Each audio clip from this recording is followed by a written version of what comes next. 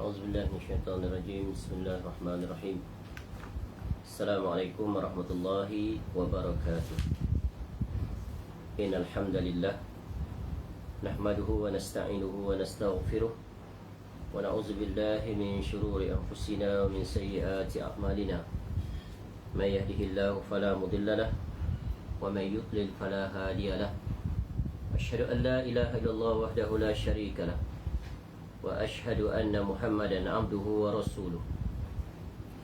يا أيها الذين آمنوا اتقوا الله حق تقاته ولا تموتن إلا وأنتم مسلمون.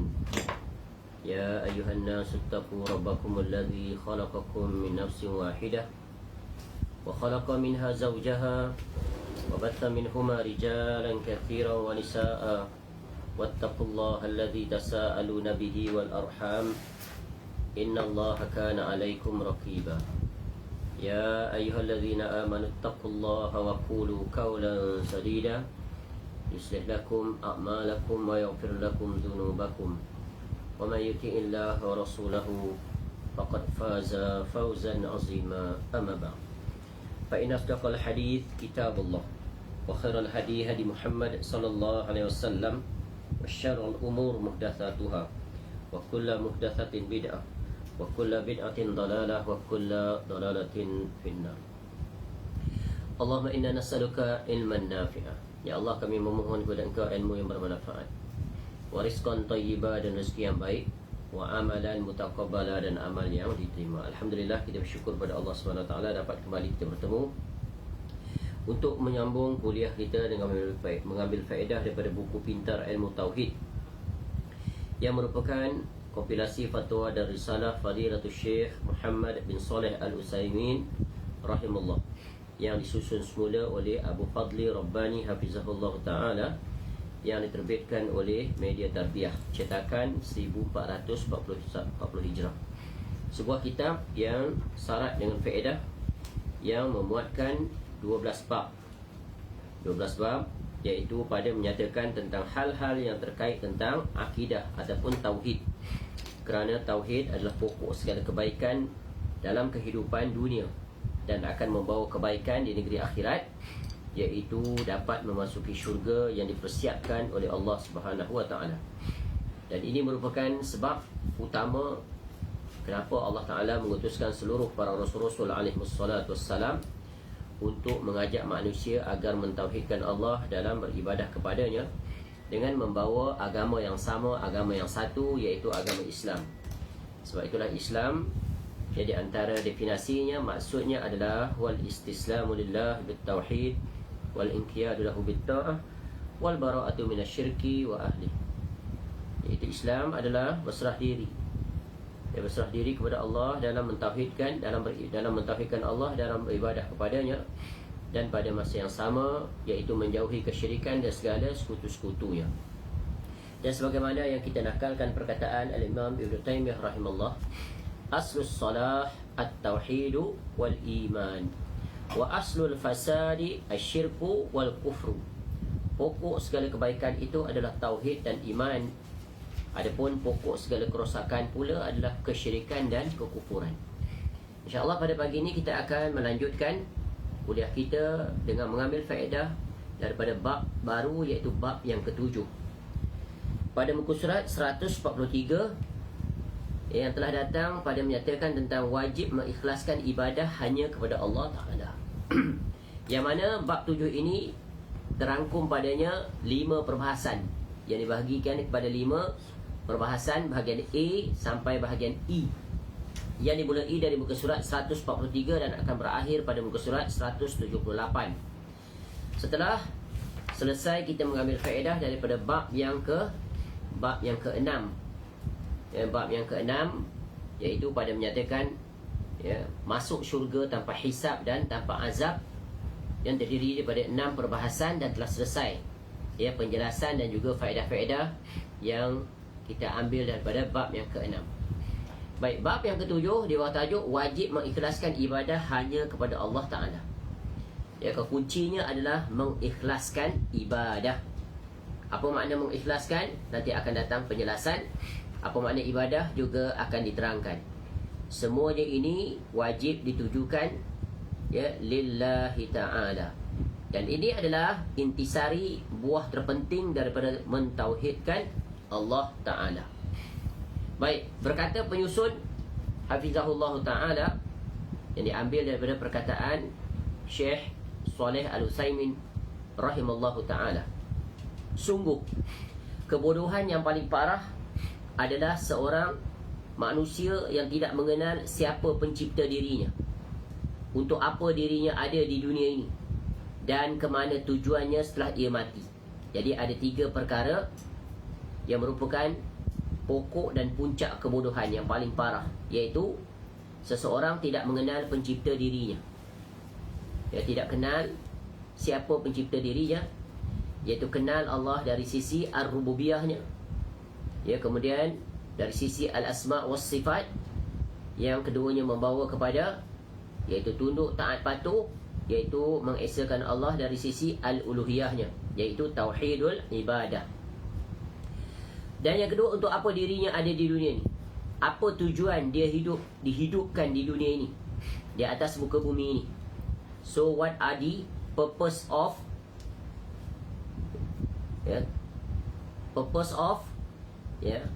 his or her creation by his or her creator. Apa tujuan?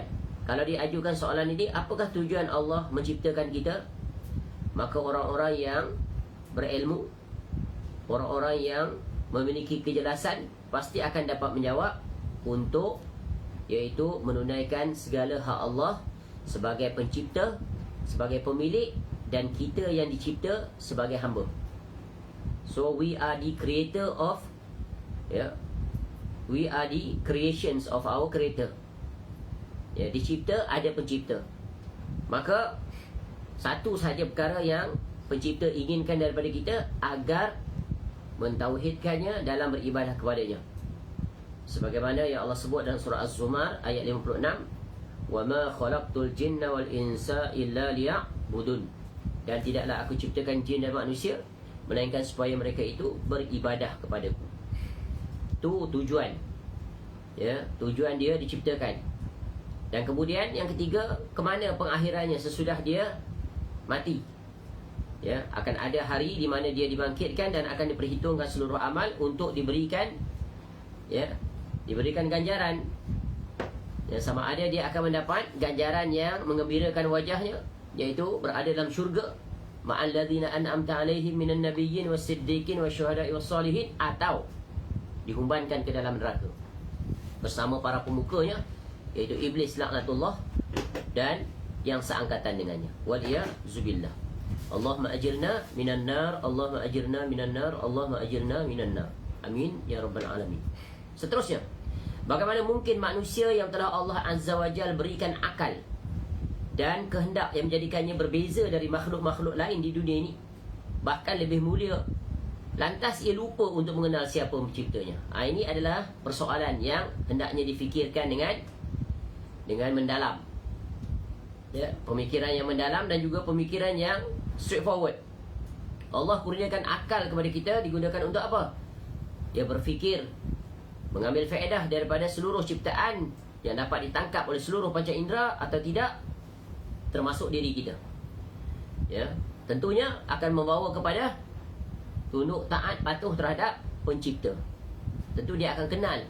Ya, sebagaimana orang-orang kafir musyrikin bila ditanya wala in sa'altahum man khalaqas samawati wal ard la yaqulunna Allah. Ya, tetapi kenapa mereka tidak bertakwa kepada Allah? Ya, sebagaimana yang telah berlalu penjelasan pada hal yang terkait tentang tauhid ar-rububiyah.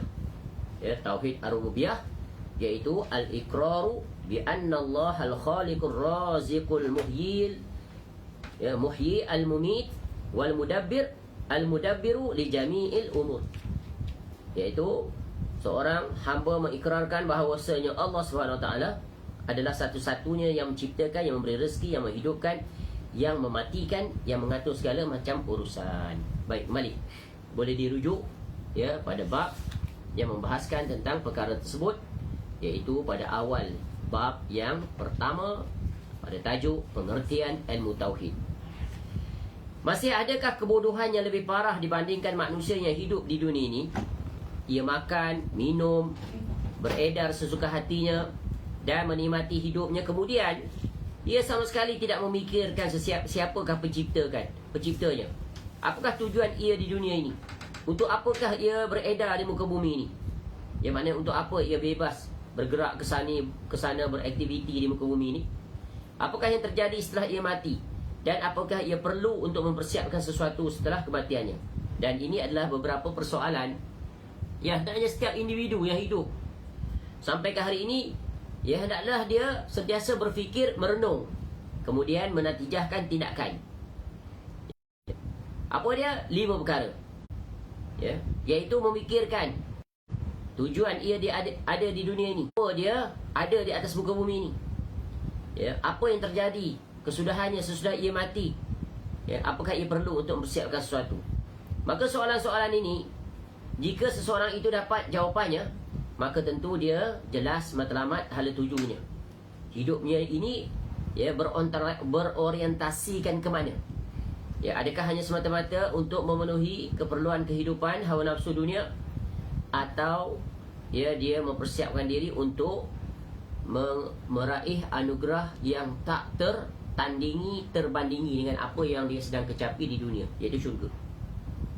Sesungguhnya manusia yang orientasinya hanyalah makan dan minum, serta hanya bersenang-senang dengan berbagai kenikmatan dunia, maka ia layaknya haiwan dan binatang ternak.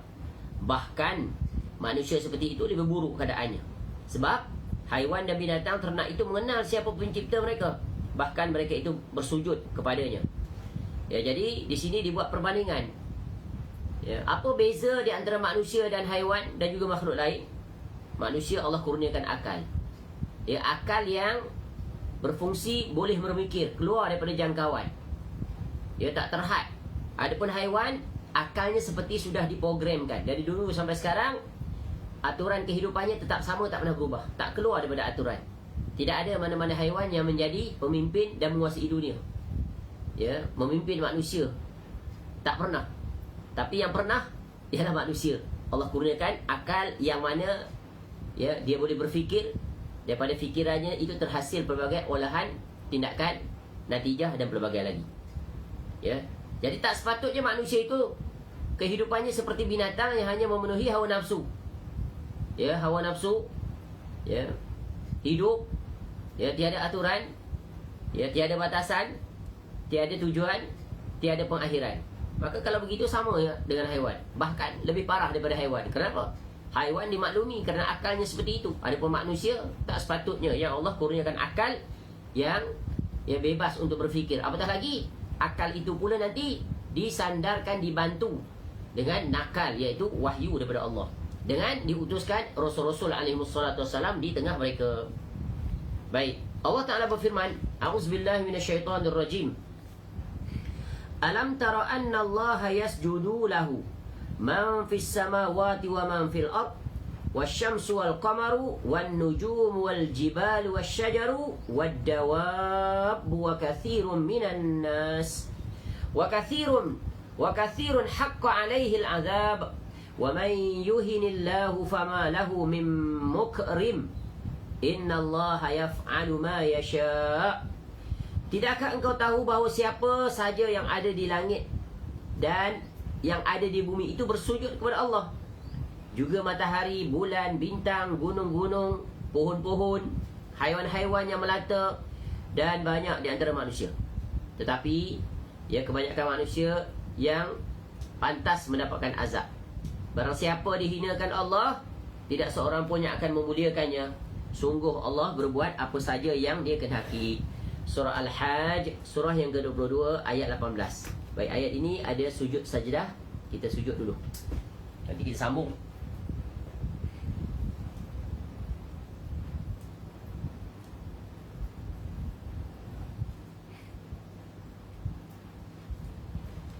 Seterusnya Allah Ta'ala juga berfirman, Walaqad zara'na li jahannama kathiran minal jinni wal ins lahum qulubun la yafqahuna biha walahum a'yunun la yubsiruna biha walahum adhanun la yasma'una biha ulaika kal an'ami bal hum adall ulaika humul ghafilun.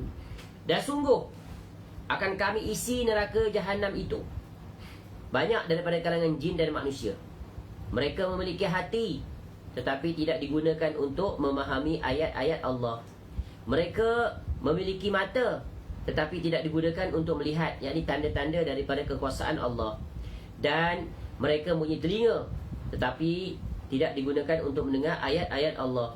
Mereka seperti haiwan ternak, bahkan lebih sesat lagi. Mereka itulah orang-orang yang lengah. Ya, surah Al-A'raf, surah yang ke-7 ayat 179. Jadi ayat ini Allah mengancam. Ya, Allah mengancam, Allah memberikan amaran keras, iaitu peringatan bahawa neraka jahanam itu nanti akan diisi ya daripada kalangan jin dan manusia. Ya, apa sebab? Ya, apa ciri mereka yang menyebabkan mereka dihumbankan ke dalam neraka? Kerana apa? Allah kurniakan mereka panca indera, hati. Ya, Allah berikan mereka mata, Allah berikan mereka telinga, tetapi mereka tidak pergunakannya untuk ya meraih kebenaran. Mereka tidak berusaha untuk ya mencari kebenaran dan berjalan di atas kebenaran. Ya, mereka tidak memperdulikannya, mereka mengabaikannya, mereka tidak memerhatikannya, mereka buat indah tak indah.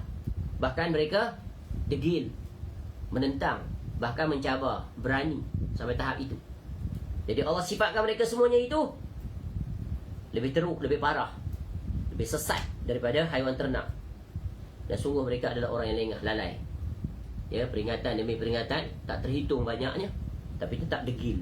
Inilah penyakit yang paling membinasakan, kedegilan untuk menerima dan mencari kebenaran, al-hidayah. Oleh sebab itu, manusia tidak mengenal penciptanya dan tidak mengetahui hakikat tujuan hidupnya. Nescaya lebih layak menjadi penghuni neraka. Ya, Allah Ta'ala berfirman, walladzina kafaru yatamatta'una wa ya'kuluna kama ta'kulul an'amu wan naru mathwan lahum. Adapun orang-orang kafir, mereka menikmati kesenangan dunia dan makan seperti makannya haiwan, dan kelak nerakalah tempat tinggal bagi mereka. Surah Muhammad surah 47 ayat 12. Allah sifatkan orang kafir itu ya hidupnya dipenuhi untuk memenuhi perutnya, hawa nafsu. Dan memang kita lihat orang kafir, lihat bagaimana cara makan mereka itu. Tidak memperdulikan haram dan halal, tidak ada istilah bagi mereka. Ya, hidup hanya untuk memenuhi hawa nafsu, makan, minum. Jadi jangan seperti orang kafir. Berlaku tidak di kalangan orang yang mengaku beriman? Berlaku. Ya, berlaku. Sehingga mereka membesar-besarkan makan minum. Ya, mereka mengedepankan makan minum, bahkan berbangga dengan makan minum yang mereka makan. Ya, bahkan dipaparkan dalam Facebook dan sebagainya. Dan begitulah seterusnya. Jadi, perkara yang tak sepatutnya diperbesarkan, perkara yang tak sepatutnya dibanggakan, perkara yang tak sepatutnya dikongsikan, itulah mereka menghabiskan masa ke situ. Sungguh, itu satu tindakan yang tidak patut dan tidak layak. Apatah lagi kalau dilakukan oleh orang-orang yang mengatasnamakan agama. Sudah menjadi fitrah setiap manusia. Bahkan setiap kali ia mengalami kesulitan berat, maka ia akan meminta tolong kepada penciptanya. Itulah hakikat manusia. Ya, lupa, engkar, degil, ya, melawan perintah Allah. Ya, sedangkan Allah tak pernah apa menyekat nikmat kurniaan kepada hamba-hambanya. Cukuplah matahari itu sebagai bukti dan tanda betapa Allah tak pernah menghalang dan menyekat nikmat kepada makhluk ciptaannya. Walaupun makhluk ciptaannya itu manusia tu degil, engkar, lalai, sombong, yang melanggar perintah Allah setiap hari dalam kehidupan sepanjang usia. Ya, nikmat matahari itu Allah tak pernah halang matahari itu untuk keluar pada waktunya, tenggelam pada waktunya. Ia memberikan pelbagai manfaat kepada manusia di atas muka bumi khususnya. Tak perlu di siang hari menggunakan lampu. Tidak ada bil bulanan yang Allah hantar setiap bulan untuk dibayar. Ya, begitu juga di malam hari. Allah kurniakan bulan bintang sehingga tenang, lapang, ya, terasa aman, damai, menikmati malam yang penuh dengan ketenangan, dapat tidur lena yang panjang. Dan kiaskanlah kepada pelbagai nikmat kurniaan Allah yang tak terhitung banyaknya. Ya. Namun apabila manusia-manusia yang lalai daripada Allah ini diuji dengan kesulitan dan kepayahan, ajaibnya, ironinya, mereka kembali kepada Allah yang selama ini mereka lupakan. Sebagaimana Allah Ta'ala berfirman, Wa idza massal insana dhurrun da'a rabbahu muniban ilaih, ila akhir ayat. Dan jika manusia ditimpa bencana, dia pun berdoa, minta pertolongan kepada Rabb-Nya dengan kembali taat kepadanya. Ya, surah Az-Zumar, surah 39, ayat 8. Begitu juga dalam surah Luqman, surah yang ke-31, ayat 32. Wa idza ghashiyahum mawjun kazzulali da'awullaha mukhlishina lahuddin, ila akhir ayat. Dan jika mereka digulung ombak yang besar seperti gunung, mereka pun berdoa kepada Allah dengan mengikhlaskan agama kepadanya. Allah Ta'ala juga berfirman, wa idza massakumud durru fil bahri dhalla man tad'una illa iyyah, ila akhir ayat. Dan jika kamu ditimpa bahaya di lautan, nescaya hilanglah semua sesembahan yang biasa kamu minta-minta, kecuali hanya kepada Allah. Surah Al-Isra, surah 17, ayat 67. Ya. Begitu juga ya, surah seterusnya Al-Infitar, surah 82, ayat 6 hingga 8. Ya ayyuhal insanu ma gharraka bi rabbikal karim alladhi khalaqa fasawwaka fa'adalak fi ayyi suratin ma syaa rakkabak. Wahai manusia, apakah yang telah memperdayakan kamu, yakni hingga kamu berbuat durhaka terhadap Rabb-Mu yang Maha Pengasih, yang telah menciptakan kamu, lalu menyempurnakan kejadian kamu dan menjadikan susunan tubuhmu seimbang dalam bentuk apa saja yang dia kehendaki. Dia menyusun tubuhmu. Ya, ini di antara ayat-ayat yang banyak ya didatangkan nanti seterusnya. Apa kesimpulan penting? Ya, inilah sikap manusia kebanyakannya. Ya, mereka lupa kepada Allah. Dalam keadaan senang, mereka lupa, mereka lalai. Mereka buat tak indah terhadap perintah Allah. Santai-santai saja hidup mereka. Tak peduli halal haram. Ya, langgar semacam perintah Allah. Tapi bila susah, baru ingat Allah. Baru datang melutut kepada Allah. Baru minta kepada Allah macam-macam. Janji itu janji ni. Tapi bila Allah angkat kesulitan, kembali semula. Ia berpaling. Ya, jangan jadi manusia yang bila senang lupa pada Allah, bila susah baru ingat Allah. Jadilah manusia yang sentiasa ingat Allah dalam keadaan senang, dalam keadaan susah, dalam keadaan lapang, dalam keadaan sibuk. Ya, kerana Allah itu wajib diingati sepanjang usia, sepanjang hayat. Ya, dengan melakukan apa yang diperintahkan, sama ada berbuat atau meninggalkan. Inilah dia Muslim, mukmin yang sejati. Allah Ta'ala juga berfirman dalam surah Al-Insan, surah yang ke-76, ayat 1 hingga 3. Hal ata 'alal insani hinum minad dahri lam yakun syai'an madhkura. Inna khalaqnal insana min nutfatin amsyajin nabtalihi faja'alnahu sami'an basira. Inna hadainahu as-sabila imma syakira wa imma kafura. Ya, bukankah pernah datang kepada manusia suatu waktu dari masa yang ketika itu belum merupakan sesuatu yang dapat disebut. Ya, sungguh kami telah menciptakan manusia daripada status mani yang bercampur, yang kami hendak mengujinya, yakni dengan perintah dan larangan. Kerana itu kami jadikan ia dapat mendengar dan melihat. Sungguh kami telah menunjukkan kepadanya jalan yang lurus. Ada yang bersyukur dan ada yang kufur. Betapa jelasnya Allah menjelaskan tujuan penciptaan, dari mana asal kita, ya, where we are from and where we are heading to, our end of our life and end of our destination. Throughout that period, we will be tested. Kita akan diuji. Ya, akan diuji dengan perintah dan larangan. Ya, dan Allah bagi kita peranti untuk menghadapi situasi ini semuanya, iaitu Allah bagi kita telinga untuk mendengar, mata untuk melihat. Dua panca indera yang merupakan pokok panca indera bagi setiap manusia. Ya, sebab itu di antara nikmat yang paling besar yang Allah kurniakan kepada kita adalah dapat melihat, dapat mendengar. Melihat dengan kedua mata, ya, mendengar dengan kedua telinga, berbicara dengan mulut. Lengkap, sempurna. Ya, bersyukur tak? Inilah nikmat yang paling agung. Sebab itulah, ya, para ulama menyebutkan di antara mereka, di antara betapa besarnya nikmat Allah Ta'ala ini, cuba kamu pejam mata kamu sejenak. Apa yang berlaku? Gelap dunia ini dan seisinya.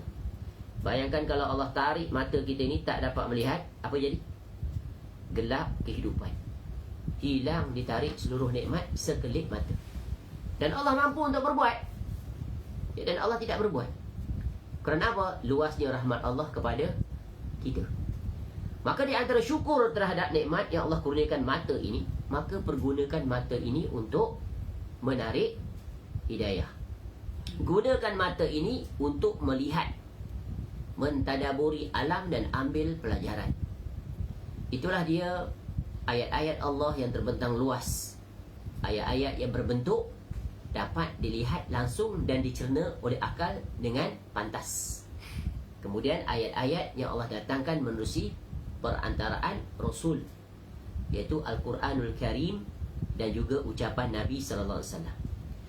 Persoalannya, adakah kita luangkan waktu kita untuk berinteraksi dengan kedua-dua ini, khususnya kalam Allah dan kalam Nabi SAW? Kerana barang siapa jauh daripada mentadaburi, menggunakan mata, telinga, lisan, akal, hati untuk memahami ayat-ayat Allah, untuk memahami wasiat-wasiat Nabi SAW, sungguh khawatir nanti dia akan tersesat kehidupannya. Dan itu adalah pasti, chancesnya adalah tinggi, keberangkaliannya adalah besar. Kerana Allah sebut sini, kami telah menunjukkan kepadanya jalan yang lurus. Ada yang bersyukur, ada yang kufur. Bagaimana kita akan mengetahui jalan lurus itu kalau kita tidak membaca, iaitu apa yang dikhabarkan oleh Allah, apa yang dikhabarkan oleh Rasulullah SAW. Baik. Setelah manusia tersebut sedar bahawa ada Allah yang telah menciptakan dirinya, yang telah menolongnya, yang memberinya rezeki dan berbagai macam kenikmatan hidup lainnya, maka hendaknya ia mulai memikirkan untuk tujuan apakah ia diciptakan di dunia ini. Allah bagi kita kehidupan, Allah lengkapkan kita dengan pelbagai nikmat, rezeki daripada pelbagai arah sejak kita dilahirkan sampai saat ini. Dulu bersendirian, dulu tidak ada apa-apa, sekarang memiliki pelbagai nikmat yang tak terhitung. Memiliki teman barangkali, memiliki anak-anak, cucu cicit, memiliki rumah, memiliki kenderaan, digunakan dengan pelbagai kemewahan. From nothing, from nobody becoming somebody, from zero to hero, istilahnya. Daripada lahir telanjang, bulat, tak ada apa-apa, miskin, apa-apa. Tak ada orang lahir terus kaya, berpakaian mewah, bergermapan, hiasan di tubuh badan. Tak.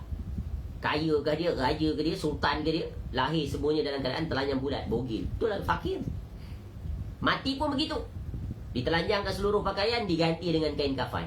Bangkit pun dalam keadaan menghinakan kedewasaan, telanjang. Wahai manusia, apa yang nak kamu banggakan dalam hidup dunia ini? Kenapa kamu nak sombong dengan Allah Ta'ala yang mengurniakan kamu rezeki yang sangat sedikit berbanding dengan nikmat yang Allah sedang persiapkan di negeri akhirat? Allah Ta'ala berfirman, "Afahasibtum annama khalaqnakum abathan wa annakum ilayna la turja'un? Fata'ala Allahul malikul haqq, la ilaha illa huwa rabbul arshil karim." Maka apakah kamu mengira bahawa kami menciptakan kamu hanya main-main saja, yakni tanpa apa-apa maksud? Dan apakah kamu mengira bahawa kamu tidak akan dikembalikan kepada kami? Maka sungguh maha tinggi Allah, Raja yang sebenarnya. Tiada sesembahan, yakni yang berhak diibadah dengan benar, selain dia. Rabb yang memiliki arasy yang mulia. Al-Mu'minun, surah yang ke-23, ayat 115 hingga 116. Jadi ayat ini kalau kita baca seminta lalu pun, kita sudah dapat pelajaran yang sangat berguna. Allah bertanya, Allah ajukan soalan agar kita berfikir. Adakah kamu mengira kami ciptakan kamu tu main-main je, without purpose? Allah tidak seperti makhluknya. Manusia ni banyak hidupnya dipenuhi dengan aktiviti main-main, bergurau senda. Apatah lagi kita hidup di zaman manusia disibukkan dengan pelbagai permainan, tak terhitung permainan. Permainan di tapak tangan ni, game banyak. Permainan di fizikalnya, main bola. Dia tak main bola, dia jadi penonton bola. Habis masa, dia beratur beli tiket berjam-jam, melakukan perjalanan jauh untuk masuk stadium. Macam-macam tak terhitung. Ya, Allah tanya, kamu diciptakan dengan main-main ke? Untuk bermain-main ke? Tak. Ya, kamu diciptakan bukan untuk bermain-main, tapi kamu diciptakan untuk beribadah kepada Rabb yang menciptakan kamu. Nampak? Allah Azza wa Jalla juga berfirman, ayahsabul insanu an yutraka sudah? Apakah manusia itu mengira bahawa ia dibiarkan begitu saja?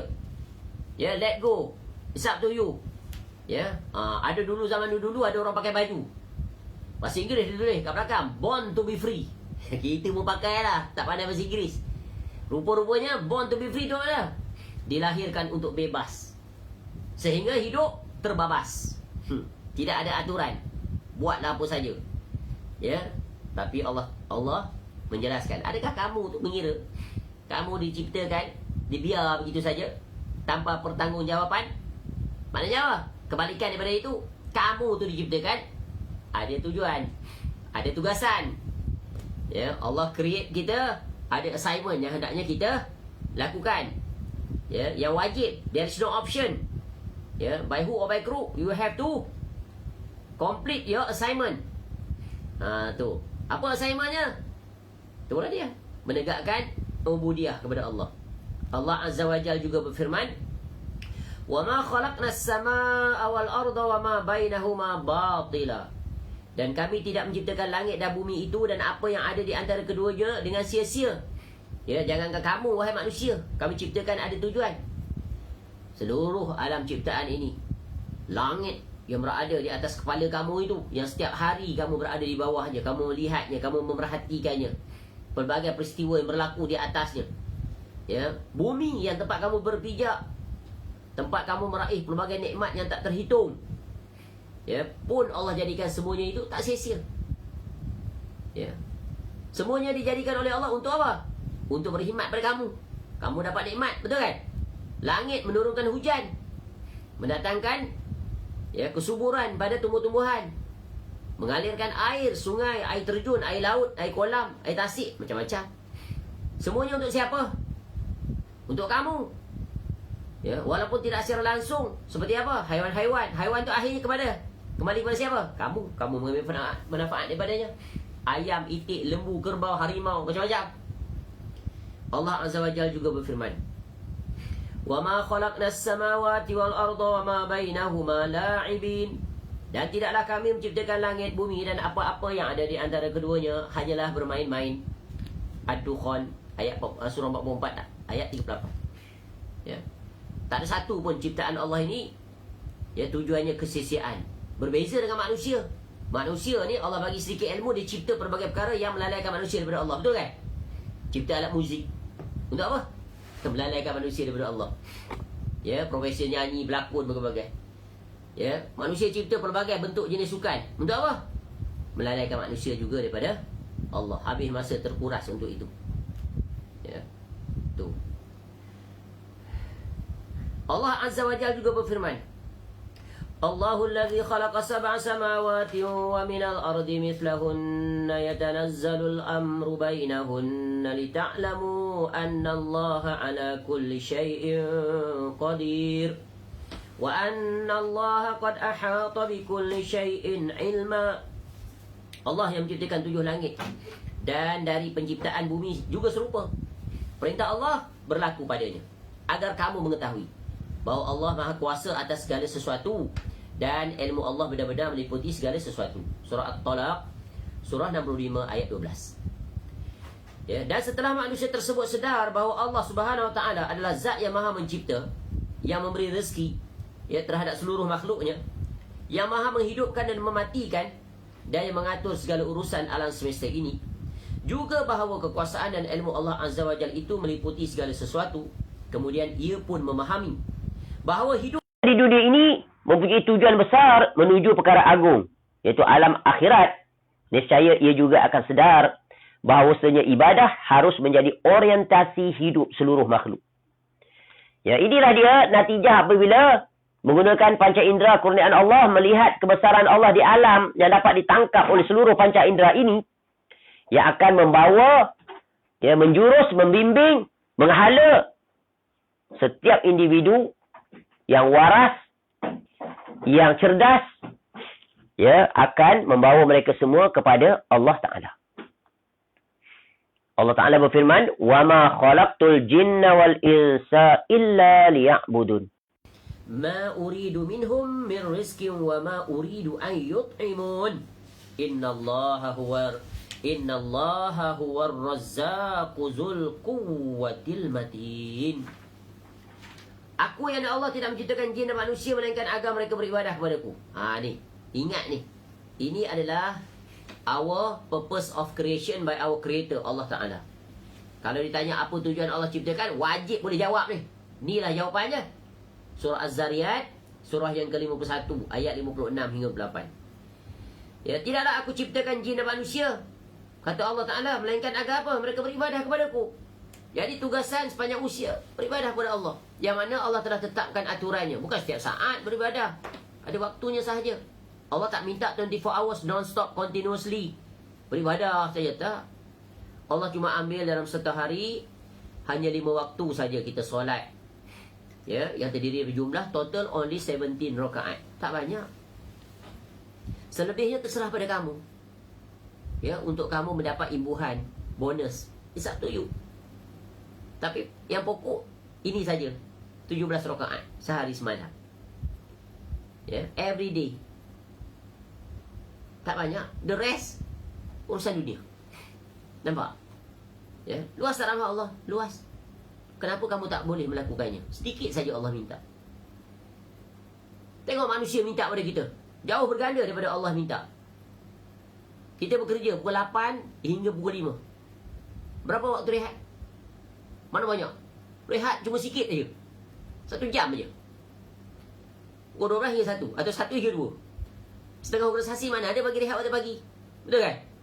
Right from beginning, start 8 o'clock, clock in. Rehatnya kejap lagi sampai pukul 1 bekerja. 1, 2 baru rehat. 2 on the dot masuk. Balik pukul 5. Tapi manusia tengok. Sanggup. Extra time. Tak balik pukul 5. Apatah level executive and above. Balik pukul 5, alamat lah. Gelap masa depan. Tak akan dipertimbangkan untuk menaikkan pangkat. Bekerja extra time without pay. Akan digunakan itu untuk apa? Untuk consideration for promotions or bonus or whatever. Nampak? Sanggup dia. Sanggup. Rehat cuma 1 jam. Sabtu datang, Ahad datang. 24 hours on call. Allah minta only 5 time prayer per day. Cuba kali, let's say 10 minutes. 10 minutes saja. Baru 50 minit tak sampai sejam. Itu pun bukan berterusan. Dia atur. 2 waktu je waktu siang. Waktu kerja. The rest malam dan subuh. Pun tak buat. Allah bagi nikmat unlimited, continuously. Betapa zalimnya manusia. Allah sekali-kali tak pernah menzalimi makhluknya. Tengok Allah sebut seterusnya. Aku tidak menghendaki rezeki sedikit pun daripada mereka. Dan aku tidak menghendaki agar mereka memberi makan padaku. Apa yang Allah harap? Allah minta kamu taat saja. Akui Allah itu sebagai Rabb dan buktikan dengan beribadah kepadanya. Dan seluruh penduduk muka bumi sejak daripada zaman Nabi Adam AS sampai sekarang, semuanya berhimpun untuk beribadah kepada Allah, taat. Tak akan sedikit pun menambah atau mengurang keagungan dan kebesaran Allah Ta'ala. Yang akan menambah kita, si pelaku ni, yang akan dapat faedah, iaitu mendapat pandangan dan perhatian Allah Ta'ala. Dengan sebab itu Allah, kerana kita taat, patuh, Allah bagi ganjaran yang telah dijanjikan. Jadi sungguh Allah dialah pemberi rezeki yang mempunyai kekuatan lagi sangat kokoh. Allah yang bagi rezeki. Jadi pelajaran berguna juga adalah jangan dirisaukan dengan rezeki. Jangan melampaui batas, takut terhadap rezeki kurniaan Allah. Sehingga lupa kepada Allah sebagai Ar-Razzaq, Al-Wahhab, Al-Bari. Pada hari ini manusia risau. Inflasi kadar tinggi ni. Kalau tak ada aset ni macam mana nak hidup ni? Macam-macam. Khawatir. Ya, wang, ringgit, foreign exchange dengan USD mencecah tahap yang sangat membimbangkan. Dia lupa semua aturan yang berlaku tu daripada mana? Daripada tangan manusia? Tak, daripada Allah Ta'ala. Daripada Allah Ta'ala. Islam aja, don't worry. Perkara dunia kecil. Yang patutnya kita worry apa? Yang mengatur dunia ni, yang bagi rezeki ni siapa? Ar-Razzaq, Allah Ta'ala. Ya, kaedah agama kita bukan ajar bab ekonomi, bukan. Allah Ta'ala ajar kaedah ekonomi bagaimana? Iaitu taqwa Allah. Ya. Wa man yattaqillaha yaj'al lahu makhraja. Wala anna ahlal qura amanu wattaqau la fatahna 'alaihim barakatin minas sama'i wal ard. Tu. Kaedah. Lupa ke dia? Oh, dia ingat matematik dia. Oh, nak selamat ni, nak kaya ni, melaburlah dengan emas dan bagai-bagai lah. Macam-macam, melabur sana, melabur sini. Ya. Risau dia dengan ekonomi dunia. Inflasi lah, Amerika lah, bagai-bagai ekonomi. Takut dia. Kenapalah nak takut? Ya, sejak kita lahir sampai saat ini, hidup kita sampai saat sekarang. Ya. Allah jamin rezeki. Burung yang keluar di pagi hari dalam keadaan kosong terbuluknya pun kenyang. Dan begitulah seterusnya. Sebab itu, iman, tauhid, barang siapa yang memilikinya, maka tidak ada kerisauan dunianya. Kalau dia risau, itu adalah tabiat fitrah. Tapi tak melangkaui. Ya, tak melangkaui apa yang telah Allah tetapkan. Kerana dia tahu, dia ada Allah Ta'ala. Inilah buah daripada tauhid. Buah daripada tauhid yang benar, ya, bergantung kepada Allah sebenarnya. Kerana Allah adalah, dia adalah Al-Khaliq, dia adalah Al-Malik, dia adalah Al-Mudabbir, dia adalah Ar-Raziq. Ya, minta kepada Allah. Ya, berikan ya Allah kepada kami kecukupan.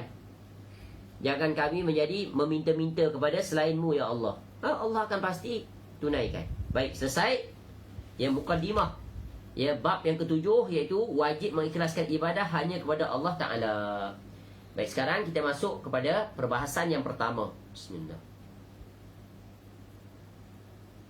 Iaitu bahagian A, pengertian ibadah. Muka surat 148. Secara bahasa, ibadah, ya, bererti menyembah.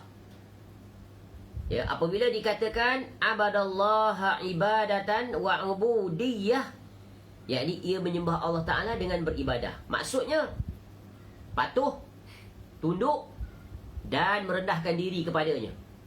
Itulah dia maksud al-ubudiyah. Mesti ada elemen patuh, tunduk dan merendah diri. Ya. Ibadah adalah tunduk patuh kepada sesembahan dari sisi pengagungan. Maknanya kita mengagungkan sesuatu. Siapa yang sedang kita agungkan? Iaitu Allah Ta'ala. Tak boleh diagungkan ia makhluk, ya, yang berbentuk ibadah. Dilarang. Al-Jauhari rahimahullah mengatakan, ini ulama bahasa, ibadah adalah ketaatan, penyembahan dan peribadahan. Pada asalnya, ibadah adalah tunduk patuh dan merendahkan diri. Dia ta'zim, membesarkan yang ditunduki, iaitu Allah Ta'ala. Ar-Raghib Al-Asfahani rahimahullah mengatakan, ada juga ulama, lurah ulama bahasa, ya, mengatakan ubudiyah adalah menampakkan perendahan diri. Adapun kata ibadah lebih luas daripada itu, kerana ibadah merupakan tujuan dari sikap merendahkan diri. Jadi sebab itu, orang-orang yang beribadah kepada Allah, elemen pentingnya adalah ketundukan, merendahkan diri. Lawan pada ini adalah sombong, ingkar, menentang.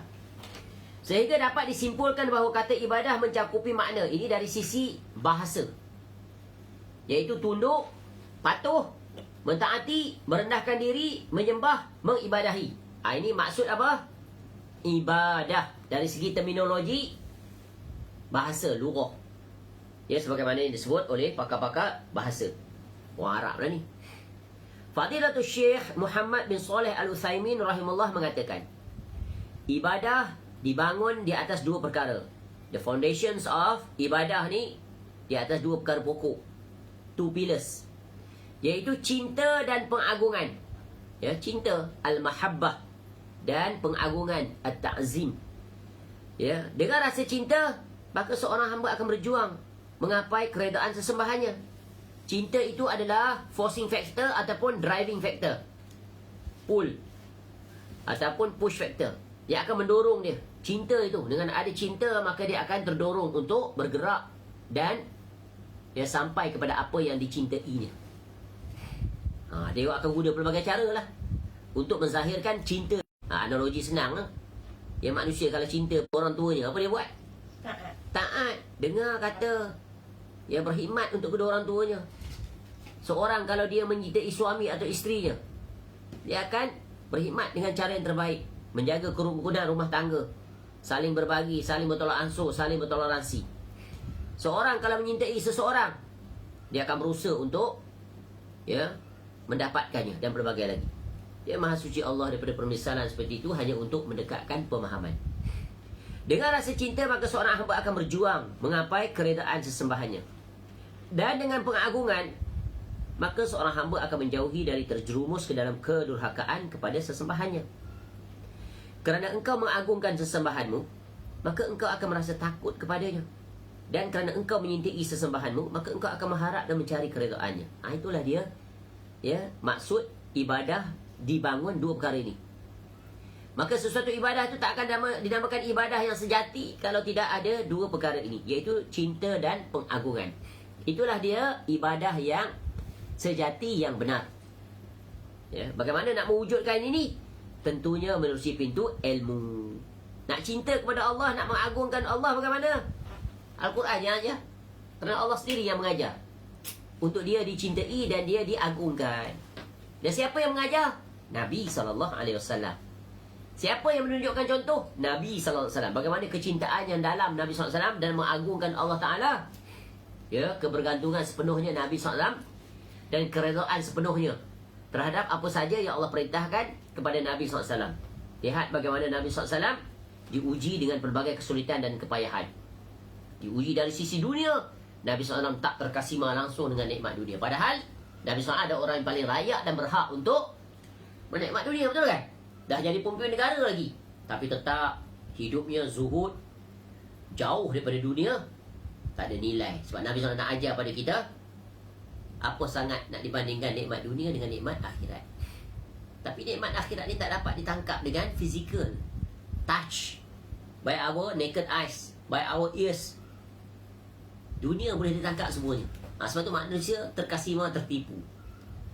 Ya, kecuali orang-orang yang dapat menangkap akhirat itu dengan iman. Iman itu dikhabarkan oleh Allah dengan disifatkan syurga itu. A'dadtu li'ibadiyas salihin ma la ainun ra'at wa la uzunun sami'at wa la khatara ala qalbi bashar. Ya. Syurga itu dijanjikan untuk orang yang soleh.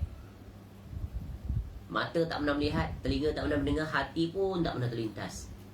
You cannot imagine, you cannot visualize. It's beyond your panca indera. Only can be catch, can be believed, can be feel by our heart, iman. Boleh faham? Macam mana nak inculcate ni, values ni, melainkan tadabbur Quran. You read Al-Quran with understanding, then it will build in your heart. Then will drive your actions, your decision you make, action you take, will drive you towards your end destination.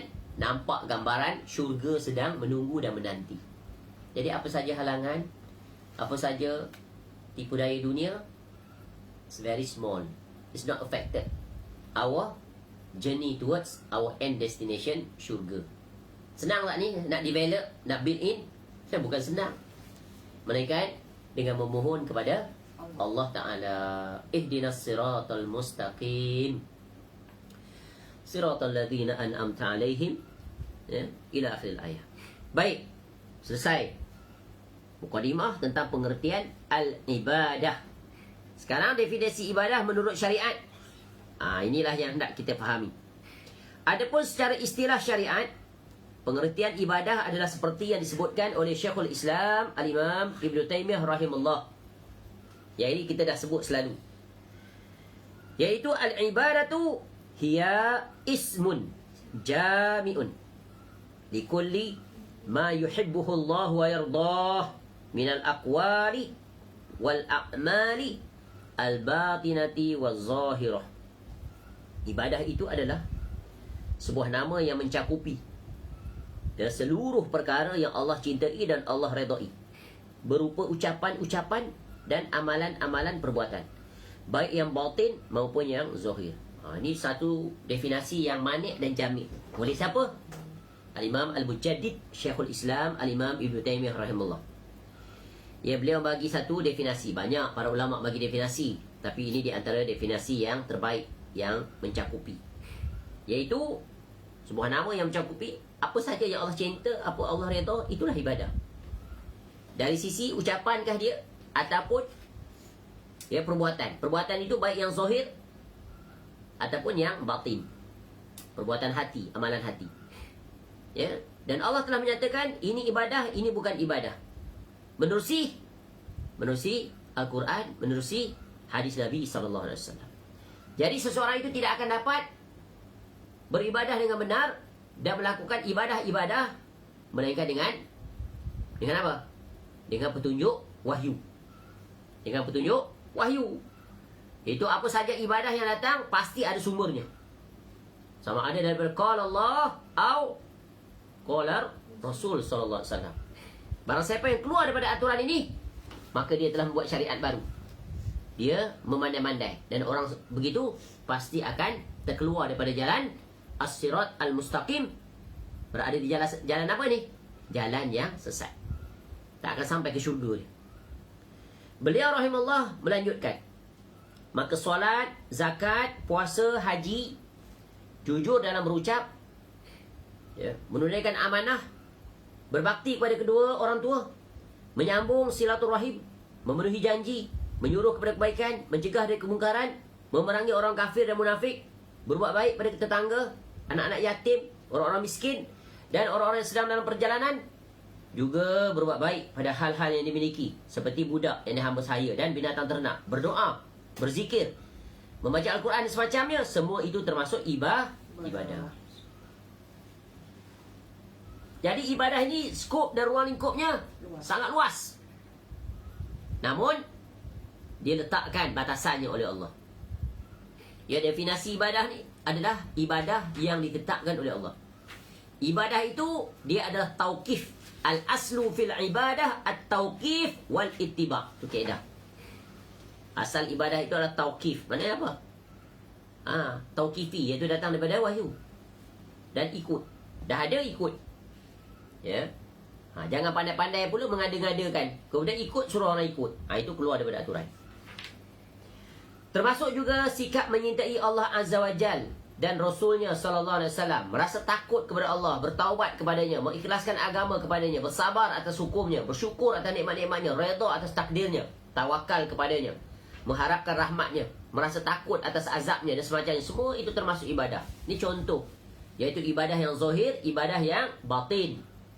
Ibadah yang datang daripada tiga sisi. Ibadah amalan hati, amalan lisan, amalan perbuatan anggota tubuh badan.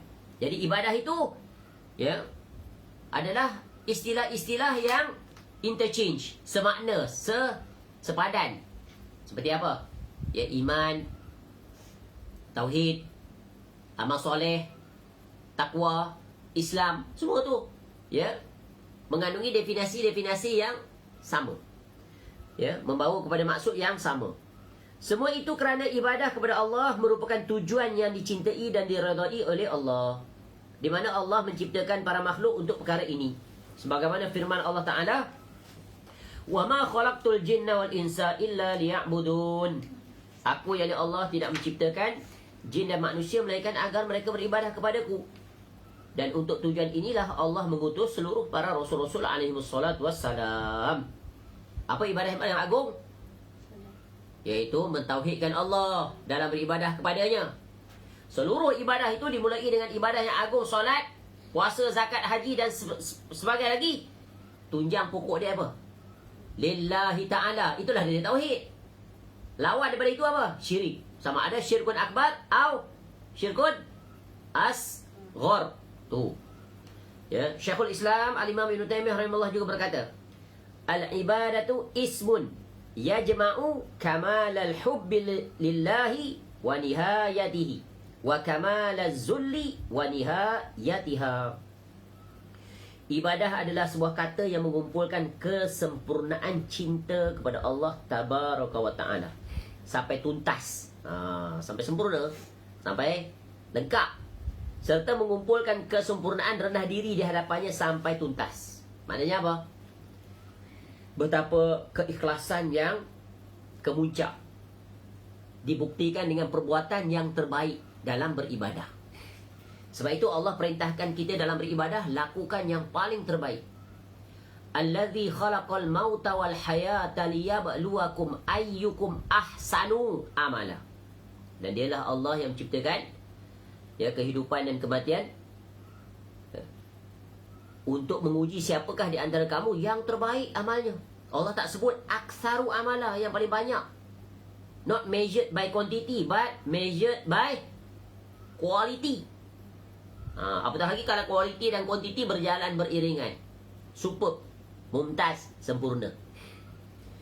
Beliau rahimahullah melanjutkan, rasa cinta tanpa merendahkan diri maupun sikap merendahkan diri namun tanpa rasa cinta tidak dinamakan ibadah. Jadi ibadat itu harus ni selalu kita kata, kalau bahasa Indonesia dia wajib mengumpulkan dua perkara ini. Tidak sah suatu ibadah kecuali ditujukan kepada Allah Ta'ala, meskipun manfaat ibadah tersebut adalah untuk hamba yang mengerjakan. Adapun Allah, dia tidak perlu kepada seluruh perkara itu. Allah tak berhajat kepada amal ibadah kita. Allah tak berhajat apa pun pada kita. Kenapa? Allah dia adalah Al-Ghani, kita Al-Faqir. Allah sebut dalam Quran, ya ayuhan nas antumul fuqara'u ila Allah wallahu wal ghaniyul hamid. Surah Fatir. Wahai manusia, kamu tu fakir. Apa makna fakir? Apa makna miskin? Fakir lagi teruk daripada miskin. Tidak memiliki apa. Maknanya kita adalah orang yang tidak memiliki apa pun, dan pada masa yang sama kita berhajat kepada Allah untuk memiliki apa yang kita ingini. Betul? Itulah fakir. Berhajat kepada siapa? Yang Maha Kaya, Al-Ghani. Siapa yang Maha Kaya? Allahu Rabbul Alamin. Kenapa dipalingkan minta pada makhluk? Sesungguhnya, dan dia Allah Maha Kaya lagi Maha, wallahu wal ghaniyul hamid, Maha terpuji. Maka mintalah pada Allah. Angkat tangan. Minta kepada Allah, Allah sempurnakan, Allah kurniakan daripada dua sisi. Macam mana?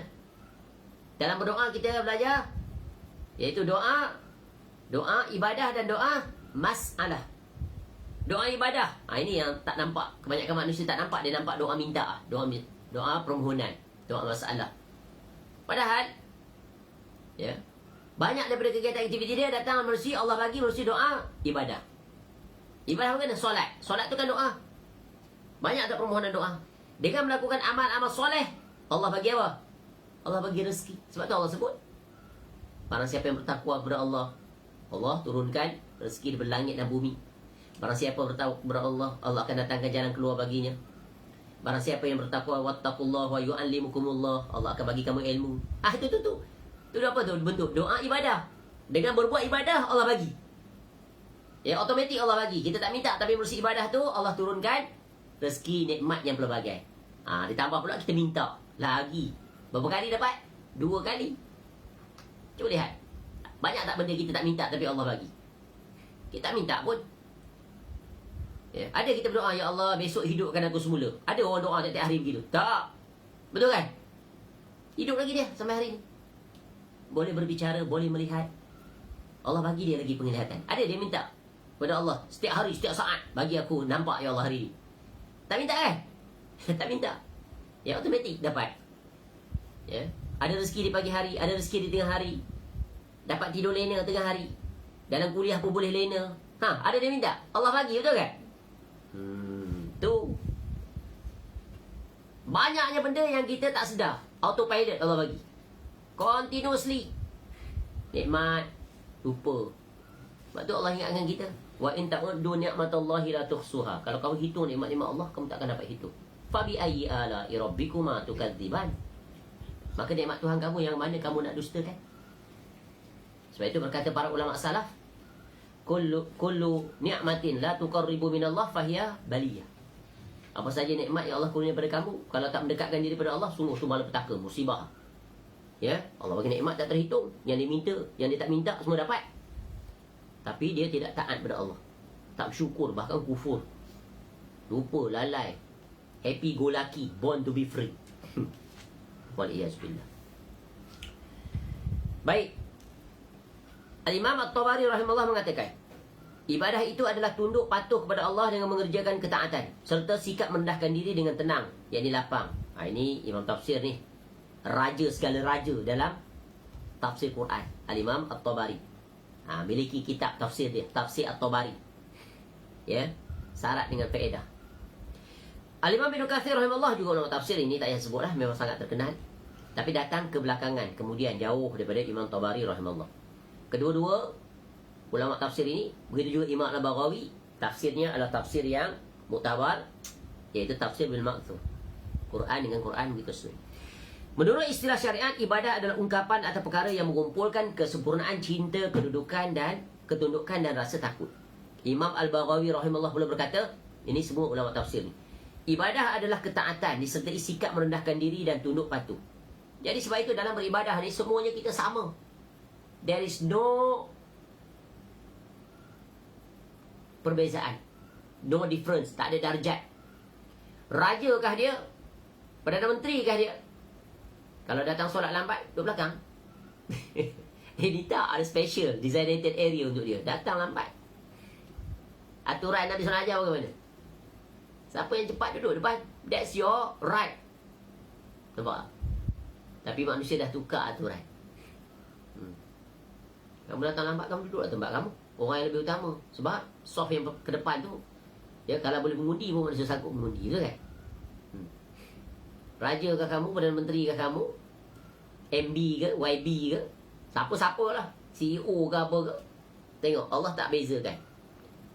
Ya, tidak ada kemuliaan di antara kamu itu illa bittaqwa, kecuali dengan takwa kepada Allah. Jadi dalam beribadah jangan ada sifat takabur dan sombong. Dari sisi penampilan, dari sisi posisi, dari sisi keistimewaan, no, we are the same.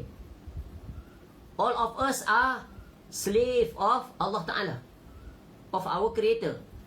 There is no difference at all. Tidak ada keistimewaan di antara orang Arab dengan orang bukan Arab. Tak. Tidak ada keistimewaan di antara orang yang memiliki keturunan yang mulia, seperti Ahlul Bait dan bagai-bagai, tuan guru ke Pak Kiai ke, dengan orang biasa, orang awam. No. Islam tak letak langsung perbezaan kemuliaan di situ. Islam letak perbezaan di mana? Inna akramakum indallahi atqakum. Kamu kaya ke, kamu miskin ke, kamu terpandang ke, kamu tak terpandang ke, ya, kamu ada keturunan mulia ke, no. Allah tak tengok langsung. Betul kan? Tapi manusia pandai buat aturan, mendiskriminasi, mendiskreditkan. Letak kedudukan itu, kedudukan ini, bagi gelaran itu, gelaran ini. Cuma lihat di negeri akhirat.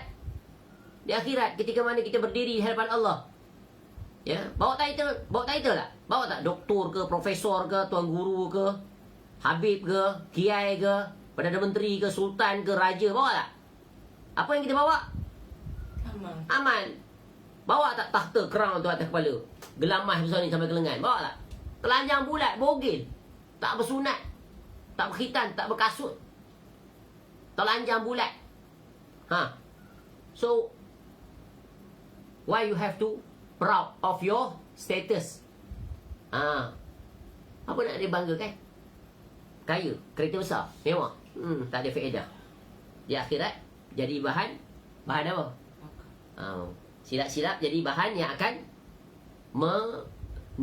melorong, menggiring dia ke neraka. Waliyahzubillah. Harta kamu dapat daripada mana? Kemana kamu belanja? Dengan jalan yang salah, rasuah, ya, tipu daya, jadi skamer, terlibat dengan riba, berbagai lagi tak terhitung. Guna kedudukan, pangkat, ya, macam-macam. Fadilatul Syekh Muhammad bin Shalih Al-Utsaimin rahimahullah berkata, ketika Allah Subhanahu wa taala berfirman, "U'budu rabbakum," hendaklah kamu menyembah Rabb kamu, maksudnya adalah merendahkanlah diri kamu dengan mengerjakan ketaatan. Iaitu dengan mengerjakan perintah-perintah Allah Azza wa Jal dan meninggalkan larangan-larangannya. Dengan kesempurnaan sikap rendah diri yang tumbuh dari rasa cinta kepadanya dan pengagungan. Fadilatul Syekh Muhammad bin Shalih Al-Utsaimin rahimahullah juga menjelaskan bahawa intisari ibadah adalah doa atau permintaan. Tidaklah seorang hamba melakukan satu bentuk ibadah melainkan ia mengharapkan pahala dan keselamatan dari siksa. Ini artinya apa? Secara lisanul hal, ya, secara perbuatan. Satu lisanul hal, satu lisanul aqwal. Ucapan menunjukkan bahawa apa saja yang ia lakukan sebenarnya juga mengandungi doa atau permintaan. Tu tadi kita sebut, ya, doa ibadah. Ada kalanya perbuatan amal ibadah itu juga disertai doa dengan lisannya, dan ada kalanya tidak disertai doa permohonan. Wallahu a'lam. Jadi inilah dia kesimpulan-kesimpulan penting tentang, ya, maksud ibadah dari sisi bahasa dan dari sisi istilah.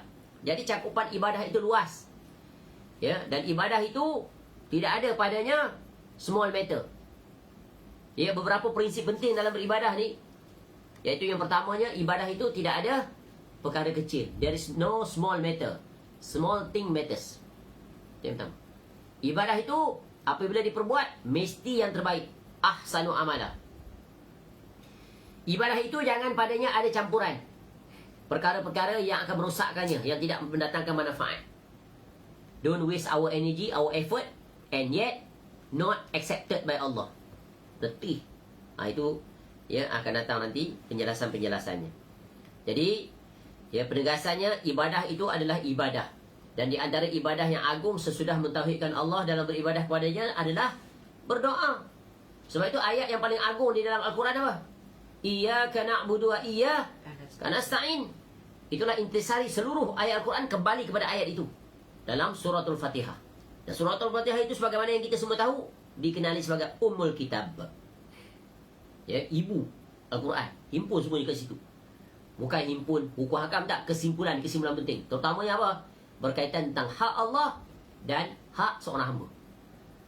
Ya, hak Allah apa? Hak hamba apa? Ya, sebagaimana yang Nabi SAW tanya pada Muaz, ya, atadri ma haqqullahi 'alal ibad wa ma haqqul ibadi 'ala Allah? Wahai Muaz, tahu tak kamu apa hak Allah pada kamu dan apa hak kamu pada Allah? Apa hak Allah kepada hamba? Ayya'budu wa la yusyriku bihi syai'a. Kamu beribadah kepada Allah, ya, semata-mata. Tetapi pada masa yang sama sekali-kali tidak melakukan sebarang kesyirikan pada Allah. Hak hamba pula, Allah tidak akan mengazabnya. Ya, Allah tidak akan mengazabnya, dan Allah akan bagi apa yang dijanjikan oleh Allah, dan Allah Maha menepati janji. Tengok, iyyaka na'budu wa iyyaka nasta'in. Hanya kepada Engkau lah, ya Allah, we submit ourselves. Ya, tu taat, patuh, tunduk. Kemudian wa iyyaka nasta'in, dan daripada Engkau, ya Allah, kami isti'anah, mohon tolong, mohon bantuan. We ask your help, ya Allah. We cannot perform our duty unless, ya, unless apa? Kita tak akan dapat melakukan amal ketaatan dan sebagainya kalau tak diberikan kekuatan oleh Allah Ta'ala. La hawla wala quwwata illa billah. Wallahu a'lam. Selesai. Inilah pentingnya pelajaran tauhid. Pentingnya ayat-ayat Al-Quran, kalau kita fahami seperti itu, akan memberikan kesimpulan-kesimpulan, faedah-faedah dan kaedah-kaedah yang sangat berguna bagi seorang Muslim, seorang mukmin, untuk dia kukuh teguh sebagai hamba dalam melakukan perhambaan kepada Rabb yang telah mengurniakan dia kehidupan, hayat, dan telah memilihnya sebagai seorang Muslim yang mukmin. Maka kewajipannya adalah istiqamah, berjalan dengannya, dan hidup dan mati di atasnya. Ya, kerana anak kunci untuk dia berjaya membuka syurga, iaitu kalimat tauhid, la ilaha illallah, yang akan datang nanti penjelasan pada bab ini, yang merupakan pokok dan fondasi diterimanya ibadah seseorang kepada Allah, dan pokok dan fondasi untuk mendapat redha Allah agar dibukakan pintu syurga untuknya. Ya, didahului dengan mukadimah mendapat keampunan dan keredaan daripada Allah. Jika tiada syarat ini, sebaik apapun dia di dunia, maka tiada nilai. Ya, ditolak seluruhnya, dijadikan amal-amal yang dia bawa. Wa qadimna ila ma amilu min amalin faja'alnahu haba'an mansura. Dan kami jadikan Ya, amal-amal yang dibawanya itu. Ya, amal-amal yang dibawa menjadi debu-debu yang berterbangan. Valueless. Ya, not accepted by Allah, rejected. Alangkah ruginya. Waliyazubillah. Wallahu a'lam. Mudah-mudahan bermanfaat. InsyaAllah pada umur kita akan masuk penjelasan seterusnya, macam-macam perhambaan ya pada bab ini. Ya, kemudian kita akan masuk bahagian B, 2 syarat ibadah. Subhanakallahumma wa bihamdika asyhadu an la ilaha illa anta astaghfiruka wa atubu ilaik. Wa sallallahu ala nabiyyina Muhammad wa ala alihi wa sahbihi wasallam. Wa akhiru da'wana alhamdulillahi rabbil alamin. Assalamualaikum warahmatullahi wabarakatuh.